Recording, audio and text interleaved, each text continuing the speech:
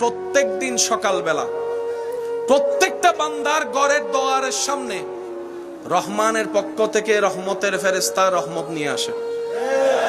প্রত্যেকটা মানুষের ঘরের দরজায় সে তাকিয়ে থাকে, দাঁড়িয়ে থাকে, কিন্তু আপনি আমি সেই ফেরেশতা দাঁড়ায় থাকতে থাকতে থাকতে এক পর্যায়ে যখন সূর্য উঠে যায় তখন ফেরেশতা বলে, আল্লাহ কাকে পাঠাইছো রহমত ফ্রি ফ্রি নেওয়ার জন্য? তো কেউ প্রস্তুত। তখন ফেরেশতা বলে, আল্লাহ এখন এই রহমতের ঢালা কি করব? রব বলে যে যা দিয়েছি তো দিয়েছি, আমি আর ফেরত নিই না। আল্লাহ আমি এখন কি করব?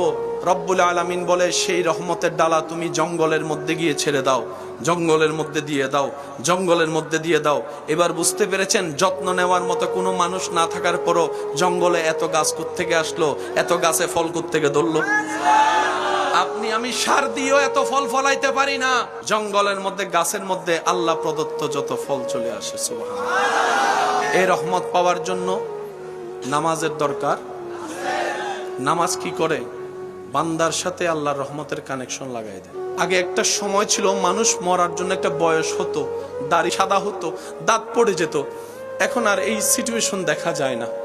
আগে একটা ঘরে মানুষ মারা গেলে সবাই এসে পানি দিত, এখন পানি দেওয়ার সুযোগটাও কখন জানে আপনার ডাকটা চলে আসে।